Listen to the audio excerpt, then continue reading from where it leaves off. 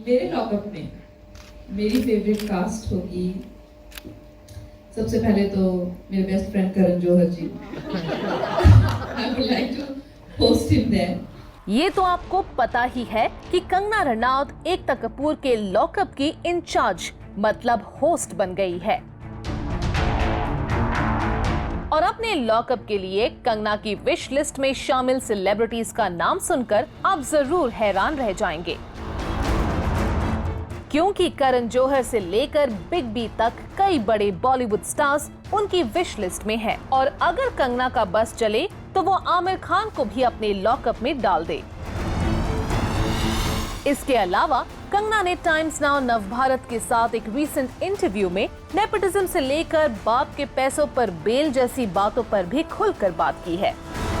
कंगना जब खनक जाए तो समझिए कि कुछ जरूर हो रहा है और अब जब कंगना रनौत OTT पर एक बड़ा रियलिटी शो होस्ट करने जा रही है तो उनकी खनक अब और भी बढ़ती जा रही है।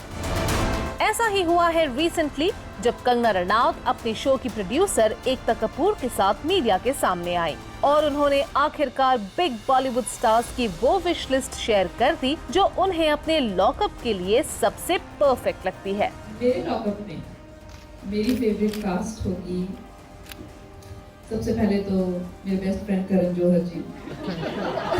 आई would like to host him there and Ekta. मैं और करण अंदर बैठकर डेफिनेटली खाने की बात करेंगे, तो आपको अंदर बुलाएंगे, फिर हम तीनों साथ बैठकर खाना खाएंगे। And you know, I'm a great admirer of Mr. Amir Khan. I would like to have him also in the locker. And I also love Mr. Bachchan. I mean, of course, I can get auditions. You know, they are not the contestants. They are just my wish list. I love your wish list. And I think we should have some politicians as well. Should be. Say any names, I am definitely going into lockup.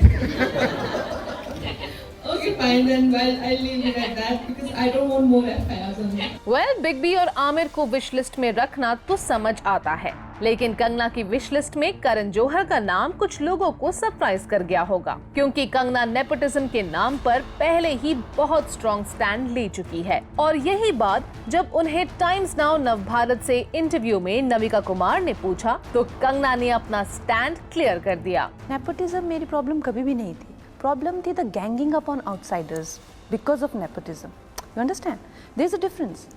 अगर आप अपना काम कर रहे हैं, आप तसल्ली से करें, इत्मीनान से, नो प्रॉब्लम। ये आउटसाइडर हैं, ये नहीं यहाँ होने चाहिए बिकॉज ये हमारे बाप दादाओं की जगह है। दिस इज रॉन्ग ना। Ekta has never been a part of any bully gang, that I can assure you. इनके दोस्त वही हैं जो आप बुली गैंग हैं। No no no, she has never. Ekta पे क्यों जा रहे हो यार? ये तो मतलब ये भी मेरी दोस्त है, दूसरे भी मेरे दोस्त हैं। यस, शी इज लाइक आप दैट। बुली नहीं करती? नो, आप नेवर, बुली नहीं करती? नेवर।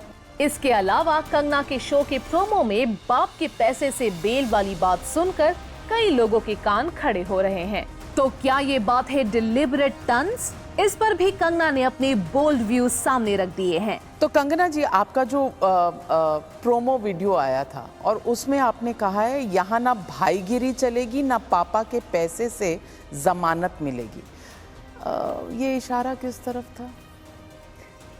देखिए, ये जो शो है, इसका जो कंटेंट है वो कंटेंट राइटर्स लिखते हैं। उन्होंने डेफिनेटली मेरी कुछ लाइन से इंस्पिरेशन ली है, but I don't think they were pointing at anybody in particular, क्योंकि टू बी ऑनेस्ट यहाँ पे जो पूरा जो सिस्टम है, मुझ पे इतने FIR होते हैं सेम बात करने के लिए जो दुनिया में सब बोल रहे हैं। तो लीगल सिस्टम एक्चुअली में जिस तरह से बना हुआ है ना, वो इसीलिए बना हुआ है कि किसको फंसाना है और किसको छुड़वाना है, उसी तरह से बना हुआ है। बेल आपको मिल सकती है, लेकिन जब नहीं मिलनी होती तो नहीं मिलती है, right?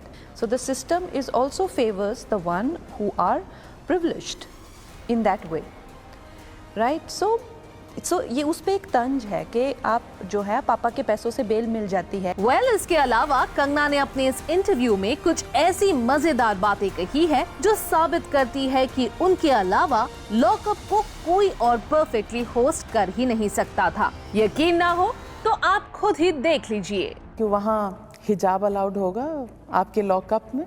Lockup is a place, I'm not sure if in jails hijab is allowed, but definitely not in schools. What do we call school clothes? Uniform, right?